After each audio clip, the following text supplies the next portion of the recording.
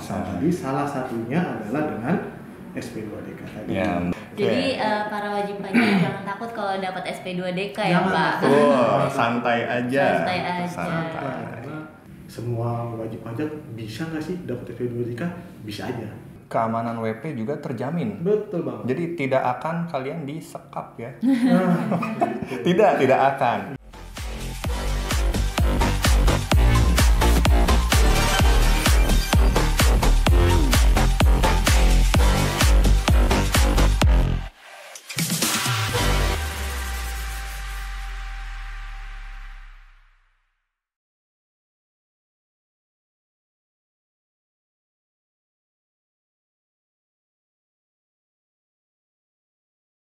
Halo guys, kembali lagi bersama kita di Mensa Talk.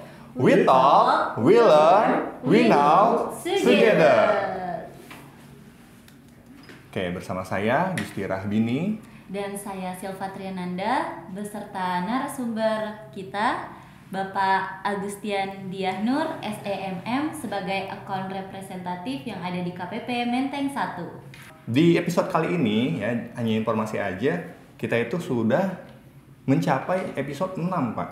Episode 6. Iya, jadi kalau anime itu episode 6 tuh udah masuk konflik. Bener banget. Nah, bener ya. Tapi jagoannya belum mati ya. Waduh, jawabannya belum mati. Nah, berarti di sini tuh kita bakalan menanyakan pertanyaan-pertanyaan, topik-topik yang lebih menantang. Oh gitu. Wede.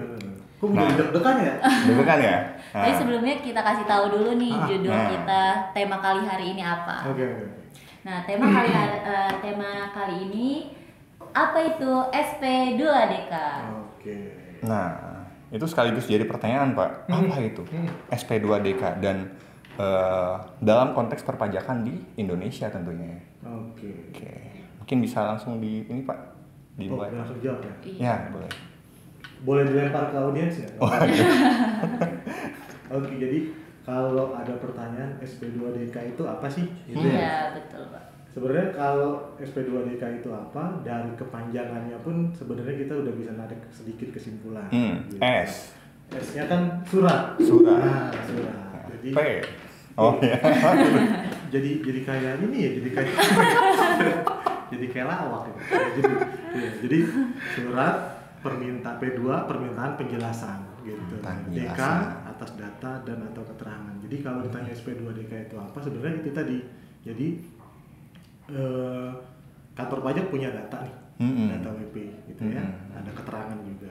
Nah, untuk menyampaikannya ke wajib pajak kita ngirim surat gitu. Ngirim surat yang isinya kurang lebih data-data yang akan dikonfirmasikan, wajib pajak memberikan penjelasan gitu atas data-data atau keterangan tersebut. Jadi kalau ditanya SP2DK itu apa sih? Sarana kantor pajak untuk meminta penjelasan terkait perpajakan kepada wajib pajak gitu. Oke. Jadi kantor pajak itu cara untuk meminta informasi dari WP.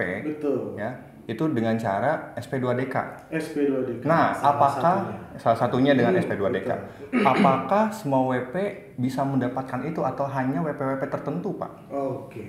Jadi apakah semua WP punya kans ya istilahnya, punya kans untuk dapat SP2DK nih gitu. Karena setiap WP bisa jadi ada datanya gitu kan, dan setiap WP juga masuk keterangan ke sistem perpajakan kita gitu. Jadi kalau dibilang kan sebenarnya semua WP bisa dapat SP2DK nggak sih? Bisa aja gitu. Kecuali WP yang benar-benar nggak aktif, dia nggak hanya punya NPWP aja tapi nggak berpenghasilan, nggak dapat penghasilan dari tempat-tempat dia bekerja atau nggak dapat pendapatan apapun. Nah itu otomatis kan nggak ada data masuk nih. Gitu. Jadi kemungkinannya agak kecil WP untuk mendapatkan SP2DK kalau kondisinya kayak tadi. Tapi kalau ditanya semua wajib pajak bisa nggak sih dapat SP2DK? Bisa aja. Gitu, jawabannya bisa. Gitu. Karena setiap wajib pajak pasti punya data perpajakan. Gitu. Siap. Jadi kalau PTKP ya, PTKP itu yang tidak kena pajak. Jadi WP yang penghasilannya itu belum mencapai threshold untuk kena pajak, nah itu sangat dimungkinkan untuk tidak ini ya, jarang tidak banget dapat ini SP2DK. SP2DK. Bisa jadi iya gitu. Bisa jadi iya. juga enggak, ternyata misalkan gini, ada WP nih, dia merasa mengakui penghasilannya di bawah PTKP tadi, ini PTKP ya. Betul. Ternyata dari data perpajakan yang terlapor masuk ke sistem kita, oh ada penghasilan lain nih, gitu. Dia ngakuinya di bawah PTKP, tapi kok berdasarkan data perpajakan yang masuk ada penghasilan lain nih yang belum dilaporin. Nah itu kemungkinan besar dia punya kans atau peluang untuk dapat juga SP2DK. Oke, jadi itu juga menjadi membantu KPP ya dalam mengkolek informasi dari WP. Jadi kayak apa aja nih sumber penghasilan dari WP tersebut, sehingga kalau misalkan diakumulasikan ternyata WP tersebut memang sudah berkewajiban untuk membayar pajak. Begitu ya Pak? Ya, intinya sih dari pengertian dasarnya aja ya. Gitu. Jadi kan kalau kita ini deh mundur agak sedikit ke belakang ini ya. Perpajakan di Indonesia itu kan sistemnya self assessment. Betul. Gitu ya, kita pernah ya? Iya. Pernah ya? Sekolahnya perpajakan juga. Atau sekolah tata boga. Jadi kalau perpajakan, mengatur perpajakan, dia bilang sistem perpajakan Indonesia self assessment. Apa sih? Gitu. Self assessment itu Indonesia dengan menganut sistem self assessment artinya apa? Memberikan kebebasan atau keleluasaan kepada wajib pajak untuk menghitung. Betul. Nah, M pertama menghitung, ada 4 M. M pertama menghitung, kedua memperhitungkan. Menghitung pajaknya, memperhitungkan apa? Pajak-pajak kita yang udah dipotong oleh pihak lain. Nah, setelah dihitung itu menyetorkan. M yang kedua, yang ketiga menyetorkan. Kita setor, dan yang terakhir melaporkan. Gitu. Ini oleh negara Indonesia, dalam hal ini Direktorat Jenderal Pajak, dikasih kebebasan nih, self assessment, silakan hitung sendiri, memperhitungkan sendiri, menyetorkan sendiri, melaporkan sendiri. Nah, supaya dalam kondisi berjalannya enggak melewati koridor-koridor nih, nah kita kasih rambu-rambu, yaitu fungsi pengawasan. Gitu. Kan namanya anak deh, misalkan anak. Dilepas gitu aja sama orang tua ya kan, saya kasih kebebasan buat kamu, ngapain aja terserah gitu. Itu kan bukan sayang sama anaknya nih jadinya kan. Betul. Nah, malah dibiarin ya, takutnya terserah, diculik ya kan. Nah itu dia apalagi. Iya apalagi dikasih kebebasan banget kayak gitu kan. Akhirnya kita kasih koridor berupa fungsi pengawasan tadi. Nah pengawasan tadi salah satunya adalah dengan SP2DK tadi. Ya, memberikan SP2DK. Nah, jadi SP2DK itu sebenarnya bukan kayak teguran ya, melainkan bentuk kasih sayang. Nah, itu ya. Dapat bentuk kasih sayang dari surat cinta dari KPP. Iya. Jadi para wajib pajak jangan takut kalau dapat SP2DK ya, Pak. Santai aja. Karena bentuk kasih sayang tadi. Iya. Baik nih Pak. Jadi wajib pajak kan udah dapat surat cinta nih dari KPP. Kira-kira ada waktu nggak sih Pak yang diberikan dari KPP untuk wajib pajak itu menjawab SP2DK-nya itu? Oke. Jadi kalau kita lihat SP2DK yang dikirimkan ke wajib pajak itu dia ada di poin ke-3 atau poin ke-4 itu biasanya dia tuh ada jangka waktu gitu. Jangka waktu pada saat kita dapat dikasih jangka waktu berapa lama sih buat jawab. Nah, dia dikasih jangka waktu sesuai dengan peraturan ada 14 hari. 14 hari. 14 hari. Okay. 14 hari kalender. Dari kapan nih? Pertama dari tanggal surat. Atau dari tanggal kirim surat. Gitu. Dan yang satu lagi dari tanggal suratnya diterima WP secara langsung. Gitu. Jadi 14 hari dari tanggal surat atau 14 hari surat itu dikirim, baik itu melalui pos atau ekspedisi gitu kan, sekarang kan zaman ekspedisi gitu, atau 14 hari sejak suratnya diterima, wajib pajak wajib memberikan penjelasan terkait poin-poin apa sih yang diminta penjelasan di SP2DK tadi. 14 hari. Ya, 2 minggu berarti ya. 2 minggu. Nah, 2 minggu harusnya waktu yang cukup ya untuk mempersiapkan data-data yang diminta dari KPP ya Pak? Idealnya cukup. Idealnya Gitu, cukup ya. idealnya cukup. Jadi tidak terlalu lama dan tidak terlalu misalkan cepat. dalam Ya. prakteknya satu kali pemberian penjelasan belum bisa menjelaskan, wajib pajak bisa memberikan penjelasan yang kedua dan ketiga selama masih dalam koridor jangka waktu tadi. Gitu. Oh, nah penjelasan yang selanjutnya itu apakah harus menunggu SP2DK lagi dari KPP atau gimana Pak? SP2DK itu sih Misalkan keterangan yang pertama itu ternyata kurang puas nih, sepertinya masih ada yang kurang jelas nih dari keterangan yang diberikan oleh WP nih. Siap. Nah, apakah KPP harus mengirimkan SP2DK lagi atau si WP itu emang bisa langsung untuk memberikan? Biasanya kita kalau sudah mengirimkan SP2DK, terus wajib pajak juga sudah memberikan penjelasan gitu kan, tapi penjelasannya dirasa masih kurang menjelaskan nih, misalkan gitu ya. Nah, jadi kita biasanya mengirimkan undangan, kayak undangan, iya betul, kayak undangan konseling gitu kan, undangan pembahasan, kita undang yuk, kita membahas lagi nih penjelasannya, ada yang kurang jelas nih gitu. Atau juga kita bisa menerima penjelasan dari wajib pajak nggak cuma tatap muka, gitu, bisa tatap muka langsung, bisa tatap muka seperti yang sekarang lagi tren pakai Zoom, pakai Microsoft Teams gitu kan. Nah itu bisa, itu termasuk tatap muka juga. Bisa juga langsung ketemu langsung datang, bisa juga nggak masalah. Atau penjelasannya tertulis pun nggak masalah. Gitu. Boleh. Nah ngomong-ngomong undangan nih Pak, undangan ya. Jadi ketika dapat undangan itu, undangan konseling tadi ya? Ya, undangan konseling. Misal ya, Gusti itu sudah dikasih SP2DK, kemudian Gusti mengirimkan keterangan tentang keuangan misalkan di bisnis Gusti, misalnya kayak gitu ya. Nah, kemudian habis itu dikirim undangan, suruh datang ke KPP. Nah, Gusti sebagai orang awam misalkan yang tidak tahu tentang perpajakan ya, kawan-kawan. Nah, pasti akan merasa, wah ini apa nih? Apakah saya melakukan kesalahan kah? Iya kan? Kayak takut gitu. Nanti kalau misalkan di KPP nanti diapa-apain gitu. Nah, nanti di KPP-nya kira-kira diapain nih? Buat gambaran nih buat teman-teman pajak ya, kawan pajak ya. Padahal yang undang ganteng-ganteng semua. Wah, nanti ini ganteng sama cantik, guys. Iya, makanya ganteng, cantik. Cantiknya ke sini. Set gitu, menghindar.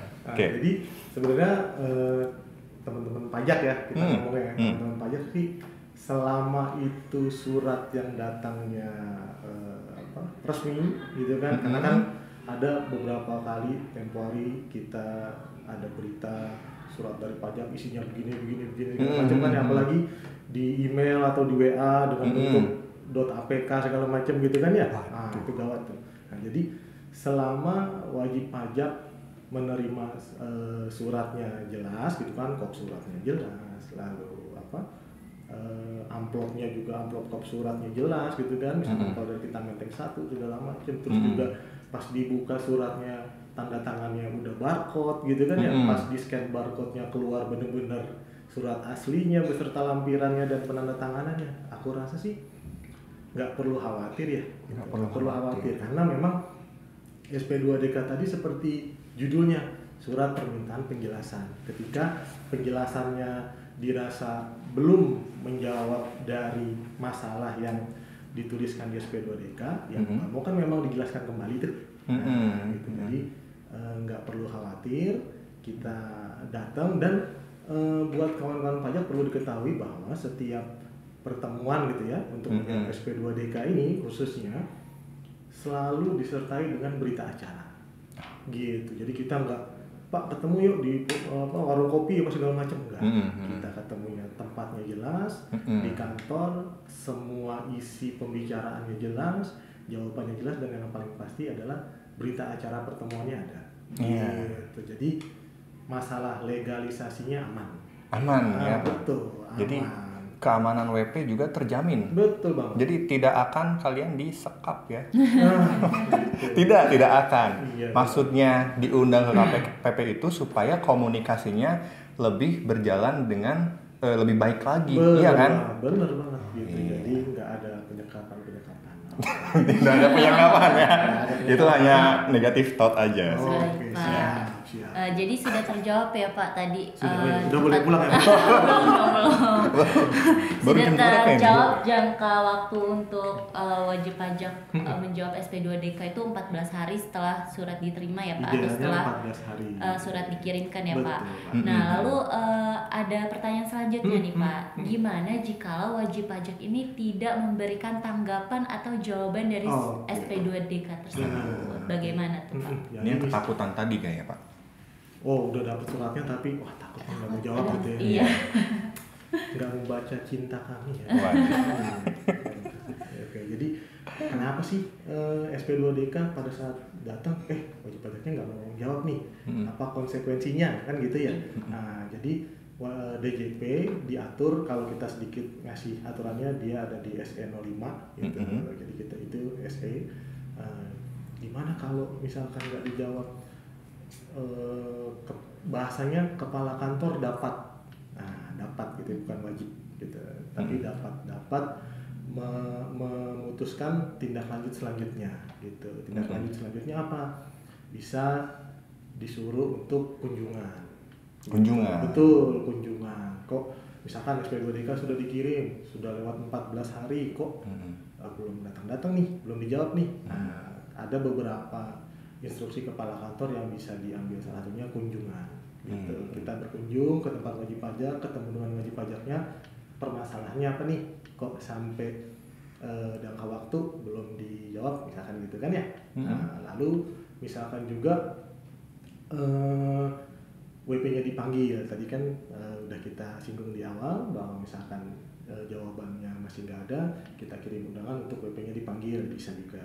Namun yang terakhir, misalkan seluruh data sudah valid, wajib pajak sudah diketahui keberadaannya, dan memang dalam tanda kutip niat wajib pajak untuk menjelaskan datanya nggak ada gitu, atau bahasa kita kurang kooperatif gitu kan, kepala kantor dapat juga menginstruksikan ke langkah berikutnya ya, apa pemeriksaan atau apa, itu dia bisa. Tapi biasanya karena SP2DK ini adalah ranah yang dalam tanda kutip masih pengawasan gitu, lalu soft skill kita yang main di sana gitu kan. Nah, jadi langkah-langkahnya masih yang soft skill juga, misalkan kunjungan segala macam dipanggil, nah dan pendekatan-pendekatannya yang lebih soft gitu. Oke. Banyak netizen masih banyak yang nanya ya. Iya. Kirim Masih salam banyak. juga boleh netizen, boleh Iya. kirim salam. Pertanyaan masih banyak nih Pak. Waduh. Siap. Oke, aman. Aman ya. Aman kita jawab semuanya. Oke, apalagi sih? Oke Pak, tadi misalnya kita sudah mendatangi kan salah satu instruksi, kalau seandainya wajib pajak tidak kooperatif, ada instruksi dari kepala KPP, itu salah satunya untuk mengunjungi wajib pajak ya Pak. Lalu bagaimana nih Pak, kalau wajib pajak ini merasa keberatan, wah saya merasa keberatan nih atas SP2DK yang harus saya sampaikan, misalnya ada beberapa faktor-faktor yang menurut wajib pajak itu tidak sesuai dengan keterangan yang di SP2DK. Lalu dia mengajukan keberatan, itu bagaimana tuh Pak? Oke. SP2DK isinya wajib pajak kurang setuju, lalu dia mengajukan keberatan gitu ya. Oke. Nah, SP2DK sebenarnya tidak bisa diajukan keberatan gitu. Jadi keberatan itu adalah ranah selanjutnya dari pengawasan kewajiban perpajakan gitu ya. Kalau SP2DK namanya juga surat permintaan penjelasan wajib pajak, keberatan atas isi dari SP2DK ya dijelaskan saja sebenarnya gitu. Makanya banyak wajib pajak sering ini ya, pengalaman bekerja, wajib pajak nggak mau nih jawab SP2DK-nya, kenapa? Oh isinya ini kok nggak sesuai dengan yang apa yang kami lakukan, misalkan gitu ya. Ada SP2DK dari kantor pajak ke wajib pajak, oh ini nggak bener nih, salah nih, nggak menurut dia ya, menurut wajib pajak salah nih, udah nggak mau dijawab. Nah justru itu salah malah gitu. Justru karena surat permintaan penjelasan dijelaskan aja di situ gitu, misalkan poin A, kenapa saudara belum melaporkan penghasilan ABC, misalkan gitu ya. Nah, dia jelaskan di situ kenapa belum dilaporkan, karena satu, misalkan saya bekerja atas nama orang lain, misalkan gitu, atau saya bekerja menggunakan NPWP perusahaan, misalkan gitu, padahal SP2DK-nya orang pribadi. Jadi dijelaskan aja data-data yang menurut wajib pajak kurang benar dari wajib pajak ya, gitu. Jadi kita nggak bisa keberatan, karena keberatan itu prosedural selanjutnya terkait dengan pengawasan atau pemeriksaan dari wajib pajak, gitu. Oke. Jadi gitu ya. Ini netizen minum dulu ya. Boleh minum dulu. Ada kopi nggak kopi? Gorengannya ada enak juga. Waduh, ini dia. Mau yang mana lagi? Aku bantuin bacain boleh?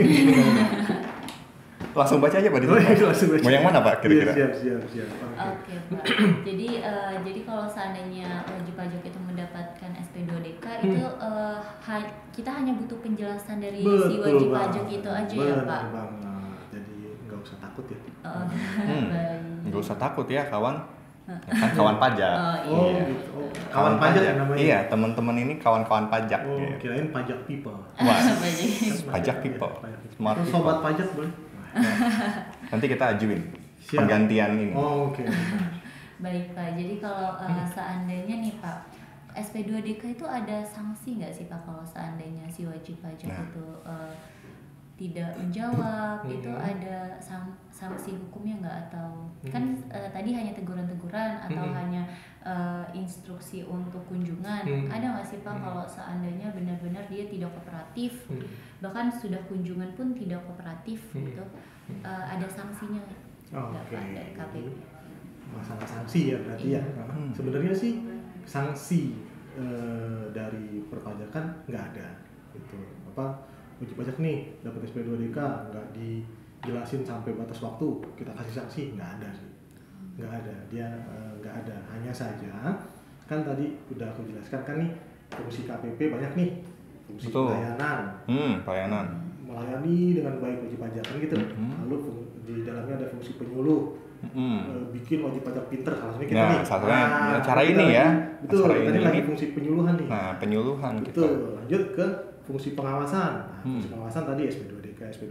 Ketika SP2DK tidak, dalam tanda kutip, tidak ditindaklanjuti, kita masuk ke fungsi selanjutnya. Nah, apa itu?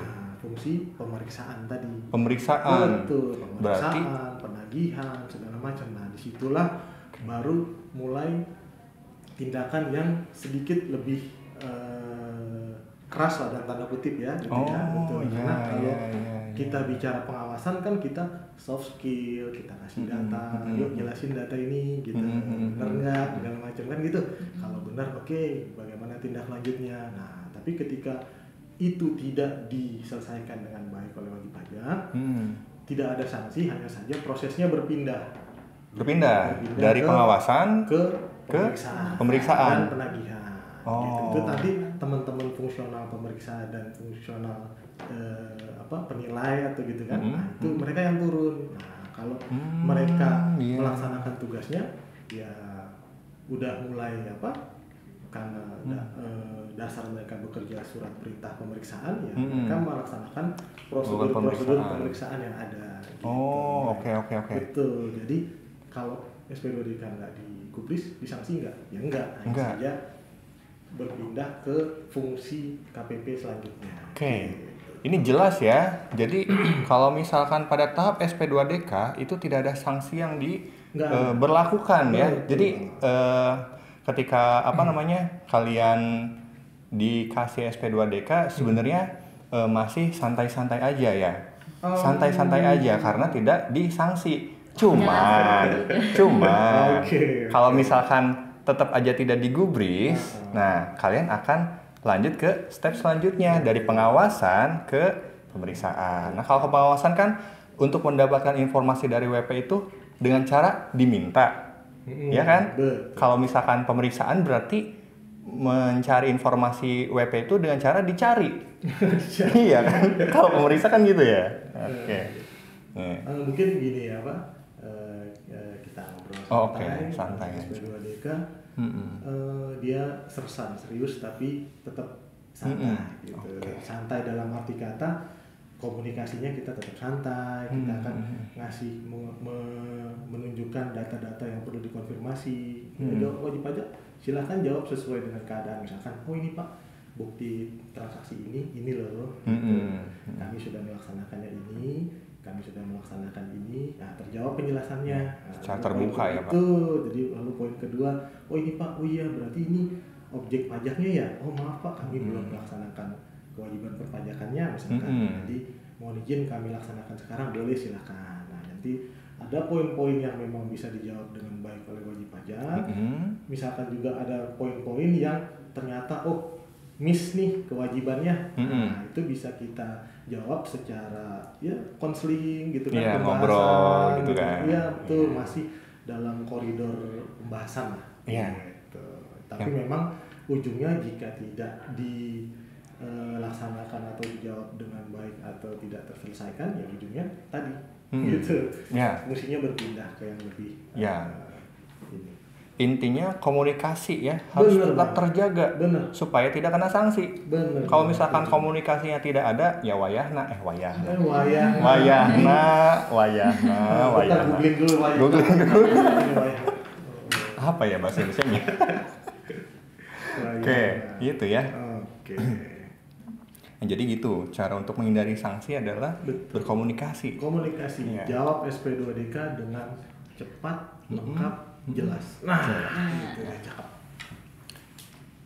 Ada lagi yang mau ditanya? Oke, silakan. Masih banyak nih, ada 145. Oke. Saya pulang dulu ya kalau gitu. Apalagi? Lalu silakan.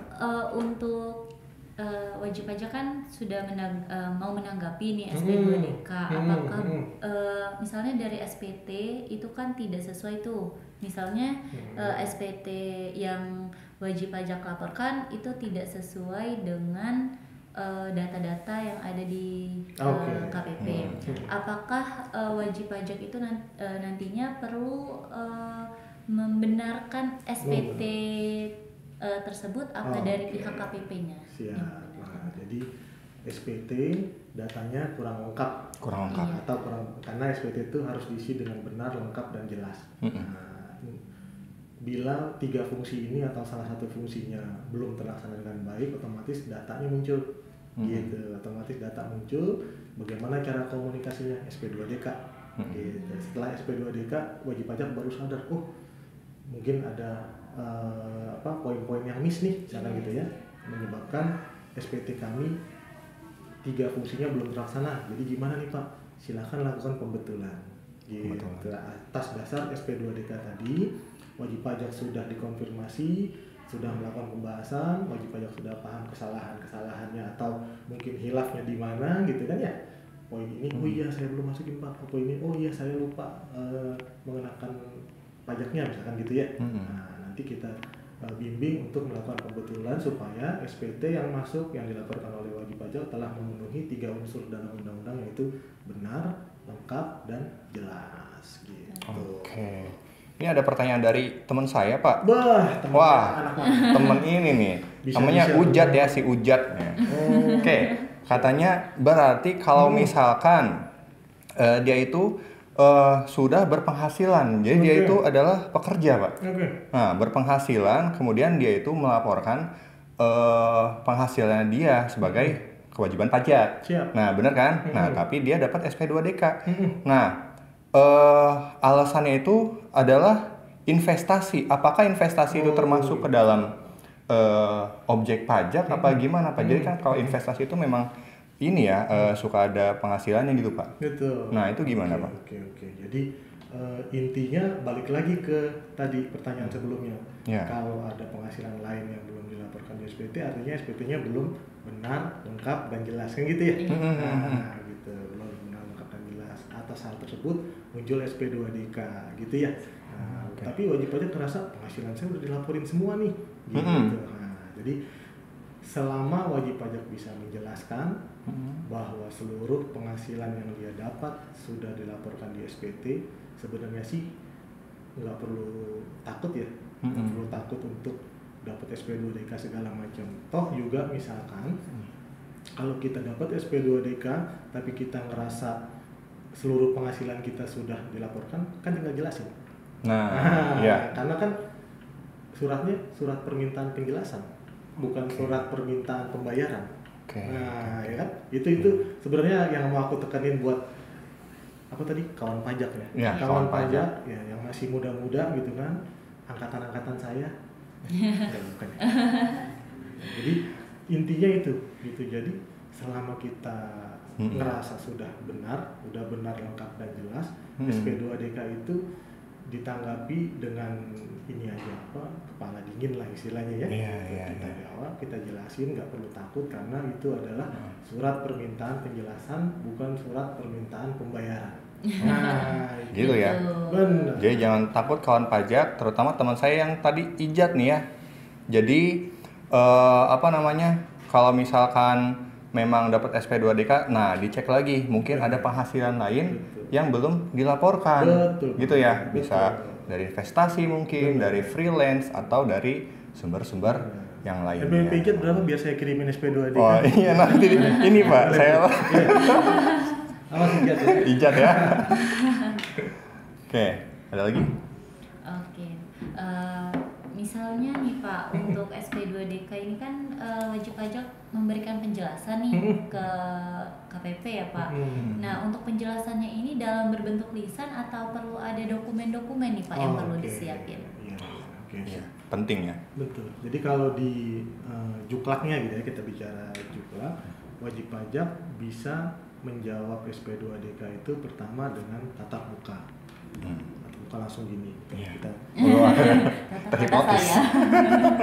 Tatap muka saya. Lalu tatap udah muka. Yang menatap, Pak. Betul. Tatap muka via aplikasi Zoom segala macam. Zoom. Dan satu lagi dengan tertulis. Gitu. Nah, kalau kita bicara pajak kan tentu kita bicara dokumen nih. Gitu, dokumen. Nah, kata wajib pajak, saya sudah melaporkan semuanya. Nah, menurut data di perpajakan kok ada yang belum terlaporkan ya gitu. Misalkan nih, itu biasanya miss di SP2DK biasanya di situ. Menurut wajib pajak sudah semua dilaporkan, menurut pajak ada yang belum dilaporkan. Nah, kita memang beberapa case minta dokumen pendukung gitu, minta dokumen pendukung terkait jawaban wajib pajak gitu. Supaya apa? Supaya SP2DK mendapat jawaban penjelasan yang cukup untuk poin-poin yang ditanyakan di dalamnya gitu. Jadi kalau dibilang butuh dokumen pendukung nggak? Sebagian besar butuh. Butuh. Gitu. Iya, karena namanya kita ngomong pajak otomatis kita ngomongin dokumen gitu ya. Oke, jadi teman-teman pajak juga kalau dimintain dokumen jangan takut ya Pak, jangan karena takut. bagi pegawai-pegawai dari KPP juga pasti ada surat tugasnya ya Pak. Betul banget, itu dia. Jadi mungkin buat kawan pajak gitu ya, buat kawan pajak pertama kita harus aware terkait pihak-pihak yang mengakui bahwa mereka dari pajak. Nah itu dulu, kita aware dulu, benar nggak nih gitu dari pajak. Nah, biasanya kan kalau kita ke wajib pajak udah jelas, atribut kita jelas, dokumen-dokumen kita jelas, surat tugas kita jelas gitu. Jadi nggak usah takut lah kalau kita datang gitu ya. Iya, berarti wajib pajak juga harus lihat nih petugas yang datang itu pasti membawa surat tugas, atribut yang lengkap. Jadi resmi, kalau seandainya resmi. Jadi kalau seandainya ada yang mengaku-ngaku petugas pajak tapi tidak ada surat tugas dan tidak memakai atribut lengkap, itu jangan dihiraukan ya Pak. Betul banget. Bahkan kami kalau surat tugas itu wajib ya. Bahkan kami nggak boleh sendirian. Ya, jadi surat tugas itu minimal 2 orang atau 3 orang supaya fungsi pengawasannya jelas ya. Gitu. Jadi buat kawan pajak silakan kalau ada pegawai pajak yang datang silakan bukan periksa ya. Kita lihat atributnya, kelengkapannya, lalu yang paling penting surat tugasnya. Gitu.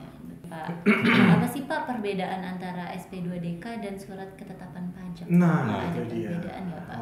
Apalagi itu? Betul. Jadi surat ketetapan pajak. Surat ketetapan pajak atau SKP gitu, SKP atau STP. Jadi tadi kan sudah sedikit aku singgung mengenai fungsi-fungsi kantor pajak nih, kan pelayanan, penyuluhan, pengawasan, lalu ke tindak lanjut pemeriksaan. Nah, SP2DK itu ranahnya di sini, di pengawasan gitu ya. Kita ranah permintaan penjelasan segala macam. Sedangkan kalau SKP adalah surat keputusan pajak atas hasil atau kegiatan yang sudah kita laksanakan baik itu penelitian maupun pemeriksaan. Jadi SKP itu adalah kalau bahasanya kita di kerja pajak itu inkrah namanya. Inkrah artinya apa? Pajak yang terutang sudah ditetapkan dengan SKP. Gitu. Misalkan dalam tahun 2025 pajak saudara masih terutang sebesar 100 juta misalkan. Itu atas hasil penelitian atau pemeriksaan dari data-data yang ada di kita sudah dihitung dengan sesuai dengan koridor, sesuai dengan peraturan perpajakan, muncullah angka yang ditetapkan gitu. Melalui proses yang panjang pastinya ya. Gitu. Sedangkan kalau di SP2DK seperti tadi kita jelaskan masih dalam tahap permintaan penjelasan, pembahasan gitu kan ya. Belum ada SKP yang inkrah yang sudah mengikat yang bisa ditagih kepada wajib pajak terkait pajak yang masih terutang. Gitu. Itu bedanya. Jadi SKP dibanding SP2DK sedikit lebih di atas ya karena dia sudah memunculkan pajak terutang yang seharusnya dibayar oleh wajib pajak. Gitu. Jadi SKP itu jadi ketagihan ya kalau SKP ya. Bisa jadi tagihan. Bisa jadi tagihan. Karena dia sudah melalui proses yang cukup panjang terkait penghitungan pajak yang masih belum dilaksanakan dengan baik. Berarti SKP ini kalau seandainya si wajib pajak tidak kooperatif ada ranah hukumnya ya Pak? Kalau itu sudah jelas ada ranah hukumnya karena pajak yang terutang sudah ditetapkan dalam jangka waktu tertentu dia tidak ditindaklanjuti, otomatis ada sanksi-sanksi yang terkait tindak lanjut dari SKP tersebut gitu.